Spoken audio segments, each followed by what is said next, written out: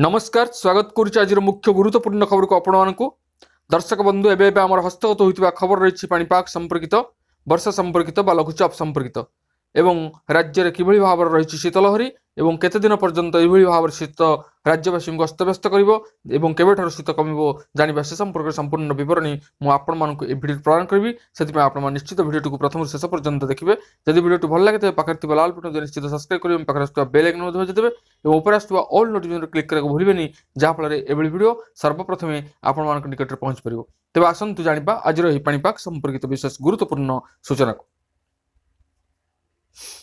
5 दिन है अस्तव्यस्त करुला शीत पूरा राज्य हाड़भंगा शीत थरुला अनेक सहर 10 डिग्री सेल्सियस तल को खसी तापमात्रा हेले मंगलवार राति एभली स्थिति सामान्य आश्वस्ति मिल शीत कम रातिर तापमात्रा 3 ରୁ 5 डिग्री बढ़ी पाणीपाग विशेषज्ञ एभली आकलन कर सोमवार राज्यर विभिन्न स्थान में शीतलहरी बहिब बोली पाणीपाग विभाग पूर्वानुमान करथिला। सोमवार सकाळु असंभाळ शीत अनुभूत होउथिला। जी उदयगिरी रे पारद 5 डिग्री तळକୁ खसिथिला। एठारे पारद 4.8 डिग्री रेकर्ड होइछि। 12 सहर रे रातिर तापमात्रा 10 डिग्री तळକୁ खसिछि। राउरकेला रे सर्वनिम्न 5.7 डिग्री और फुलबाणी रे 7 डिग्री तापमात्रा रेकर्ड करा जायछि। मंगलवार सकाळ जाय शीत जारी रहिबो किंतु रातिर तापमात्रा क्रमशः बढ़िजिबो। राज्यर प्राय समस्त अंचल रे रातिर तापमात्रा बढ़िबो। 17 ରୁ 20 तारिख जाए रातिर तापमात्रा 4 ରୁ 6 डिग्री बढ़ियो बोली वरिष्ठ पाणीपाग विशेषज्ञ प्रोफेसर सुरेंद्रनाथ बसु आकलन करछन्ति। भुवनेश्वर समेत उपकूल ओडिशा रे मंगलवार राति तापमात्रा 2 ରୁ 3 डिग्री बढ़िजिबो। 18 तारिख राति रे एही सब स्थान रे आउ 3 डिग्री बढ़िबो। 20 तारिख जाए तापमात्रा प्राय 6 डिग्री बढ़ियो बोली आकलन करिछि पाणीपाग विभाग। दक्षिण और आभ्यंतरीण ओडिशा रे मंगलवार राति तापमात्रा 2 डिग्री बढ़िबो। 19 तारिख राति रे आउ 2 डिग्री बढ़िबो। 20 तारिख राति रे आउ 1 डिग्री बढ़ी पारे। सेही भली उत्तर आभ्यंतर और पश्चिम ओडिशा रे 17 तारिख रे तापमात्रा 2 डिग्री बढ़ी पारे। 20 तारिख रे आउ 1 डिग्री बढ़िबार संभावना रहिछि बोली प्रोफेसर पशुपाल आकलन करछन्ति। 21 तारिख रु शीत पुणी लेउटिबो बोली से कहछन्ति। राज्यर प्राय समस्त स्थान में रातिर तापमात्रा 3 डिग्री कम फल पुणी शीत अनुभूत हो। बंगोपसागर में लघुचाप सृष्टि होती। एथिपाई 19 और 20 तारिख में पाग मेघुआ रहिबो। किछि स्थान में हालुका और बुंदा वर्षा हो पारे बोली से पूर्वानुमान करछन्ति।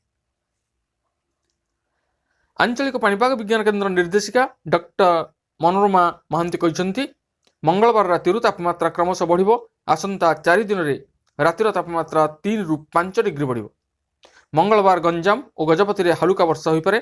18 तारिख और 19 तारिख में दक्षिण ओडिशार विभिन्न स्थान में हालुका मध्यम धरणर वर्षा हो पारे। 18 तारिख में गजपति गंजाम पुरी रे हालुका वर्षार संभावना रही। 19 तारिख में जगतसिंहपुर पुरी खोर्धा गंजाम गजपति रायगड़ा कोरापुट मालकानगिरी और नवरंगपुर रे हालुका मध्यम धरणर वर्षा हो पारे से आकलन कर। मंगलवार कोरापुट कंधमाल घन कुहुड़ी दृश्यमान हो पारे। आज ओडिशार काश्मीर कहुवा कंधमाल दारिंगबाड़ी रे तुषारपात होइछि। एठारे पारद 7.5 डिग्री थिला।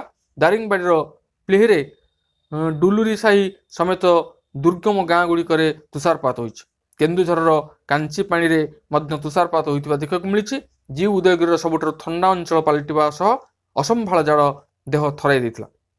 रविवार झारसुगुड़ा 7.1 भवानीपाटना 7.8 सुंदरगढ़ 9 जगतसिंहपुर 9.5 ढेंकानाल और कोरापुट 9.6 अनुगुल 8 केन्दुझर 8.8 नवरंगपुर और बारिपदा 10 बलांगीर 10.3 सोनपुर 10.5 भुवनेश्वर रातिर तापमात्रा 10.9 डिग्री सेल्सियस रही। प्रबल शीत समस्त अंचल थरी उठिला। मेघुआ पाग सहित अधिक आर्द्रता कुहुड़ी और हालुका वर्षा जो पनीपरिबारे पाउंसिया रोग आशंका अच्छी से सतर्कतामूलक पदक्षेप ने प्रोफेसर डॉक्टर पशुपाल निर्देश देते।